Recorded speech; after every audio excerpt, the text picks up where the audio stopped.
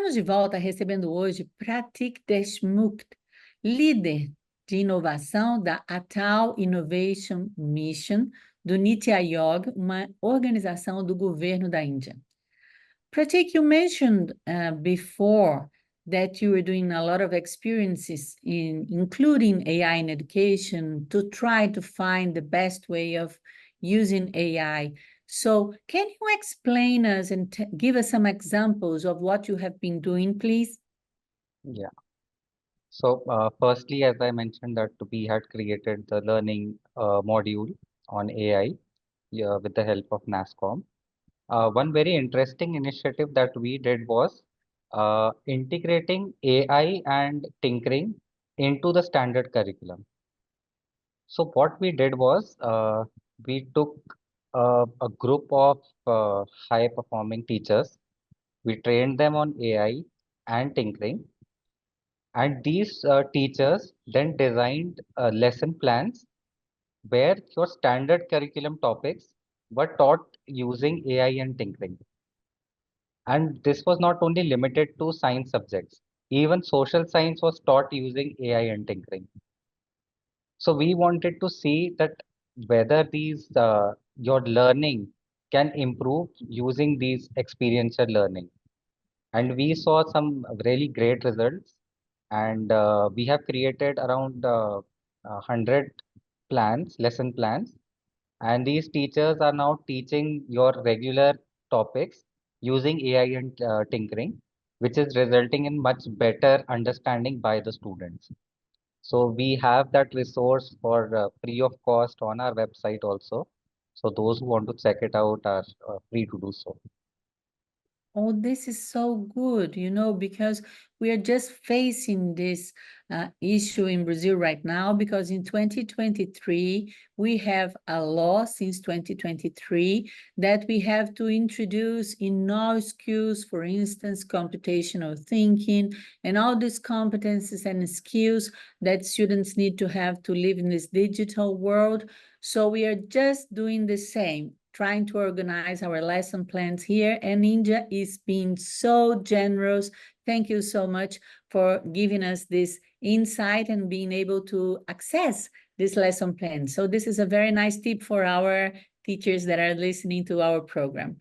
So please, Prateek, tell us in your role in Atal Innovation Mission. Of course, you're involved in promoting entrepreneurship among the students. And how do you think AI can be used to foster these entrepreneurial thinking in young learners? Yeah. So we know that AI is going to revolutionize every field.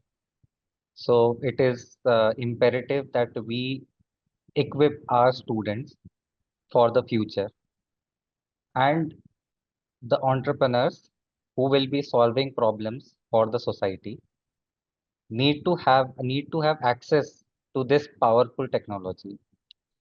So one of the initiatives that we use is organizing hackathon where we promote the use of AI. So what we do is that we give these students problem statements which are based on the SDGs, Sustainable Development Goals. We give them different problem statements. We ask them to use the design thinking principles and the equipment in the tinkering labs and AI to develop products to solve these challenges. Through the process of hackathon, we also conduct different skill building sessions using experts. So these students are taken on a journey of what an innovator goes through. Now, when they submit their projects, we select the top few hundreds and we connect these students to incubators and corporate partners so that the journey from innovator to entrepreneur takes place. So in the first part, they create a prototype, and in the second part, they are being mentored by incubators, startups, corporate employees to take this prototype to a market-ready product. And so through this entire journey, a student from tinkerer becomes an innovator, and learn what it means to be an entrepreneur. So at the end, even if the student may or may not have a startup, but that journey itself teaches them a lot. So we are trying to inculcate different skills through this journey, and it gives them a very unique perspective, which our standard curriculum may not be able to fulfill. That's very interesting, very inspiring. And how long does this hackathon take, like the whole process? So hackathon usually takes around 3 to 4 months, which involves the skilling part and the prototyping part. And after that, the internship is for around 2 months. So the entire journey takes around 6, 7 months. Very, very nice. And what I understand from India, that it's a very inspiring for us here in Brazil, is that you have built a whole ecosystem that is involving the companies, the startups, the government, the universities, the schools, the families. So Yes. it's very, very nice, and congratulations for that as well. So you probably have some other successful studies or initiatives that you have observed or been involved that use AI to improve education outcomes. So can you please share with us some more of these successful studies and examples that you have from India? Mm, so uh, one of the biggest motivating factor, I will tell you, was a team of girls from a hilly region. Even to reach an airport, they have to take an overnight journey. Those girls created an AI project. Uh, it was a very interesting project because they live in hilly areas. There is a danger of accident when you take turns over in mountains. So they created an AI device which can fit in a vehicle, which will identify if there is going to be a vehicle at the cut of the turn, and it alerts the driver. So very interesting project. Maybe people living in the cities may not able to relate to it. And this project, these girls presented in front of our Prime Minister, who appreciated them a lot. And so this appreciation by the Prime Minister itself became viral and motivated a lot of other students to like work towards the some similar projects.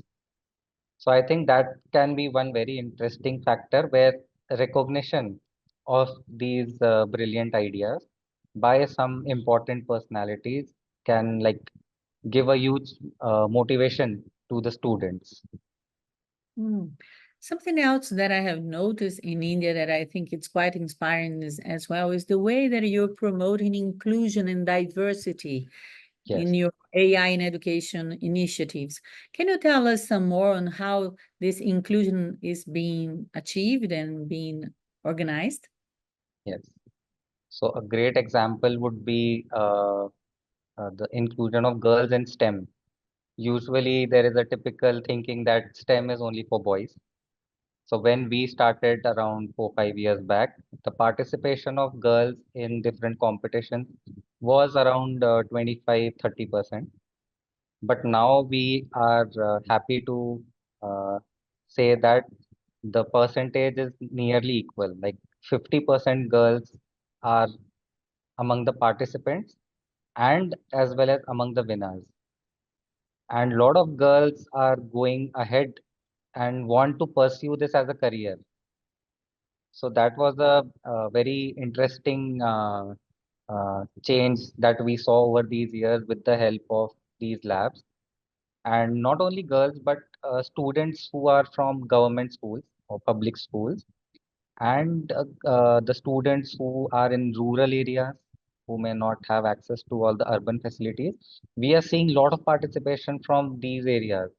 Like nearly, if I talk about this year's competition itself, we received 40% entries from the rural areas and the government schools. And the patents that I was talking to you about, the two patents have come from the Rural Government School of India.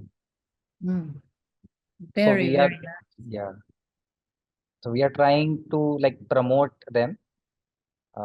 We try to do a lot more outreach in those areas. We try to use different channels of communication to reach them. We try to use different role models. So whatever works, we try different things. That was amazing. When I was in India, I saw you have like 400 community radios just focused on education, 200 TV channels. So you're really doing a good job on that, and you achieved a really good and impressive results in a very short time, considering this inclusion of girls in the rural area. Very nice. But considering the public policy, and how do you think governments and educational institutions could collaborate better to implement AI in a way that benefits all students, like equitably, besides of what you have said? Because you have an amazing experience in India in this building this ecosystem. How do you think we could uh, gather some information or some insights from your experience? So one of the great examples of this collaboration between the government and educational institutes is the newly approved India AI mission. Uh, the government of India has approved a budget of over $1 billion uh, for next 5 years to like catalyze India's AI ecosystem and position India as a force in the field of AI. They have under this mission, an academic institution will be designated as India AI Innovation Center, which will focus on development and retention of the AI talent. So we need to ensure that the talent part does not the problem of brain drain that we face in India. So that should not happen. Like the development as well as retention of the AI talent along with the research parts will be taken up by these institutes. Is this will be created or it does exist already? Uh, so this mission has been launched recently. So this will be implemented over the next 5 years. Very nice, very nice. And how do you see the future of AI in education, and what are the key trends that educators and policymakers should be aware of? Yeah.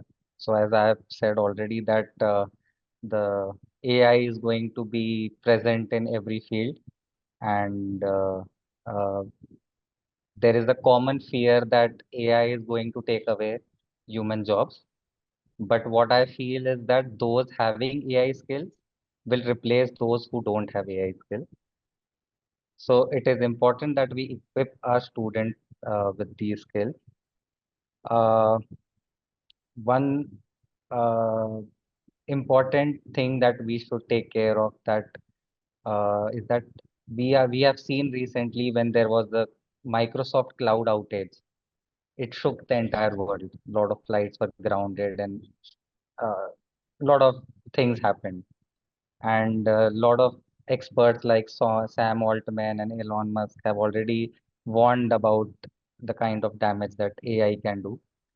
So it is imperative that the ethical component of AI should be taken care of because, as I said, that it's a two-edged sword. And so it's the responsibility of the government, educational institutes, experts, the companies to use the powerful technology towards the good of the world. And the important aspect again, which I touched earlier, was the huge income inequality.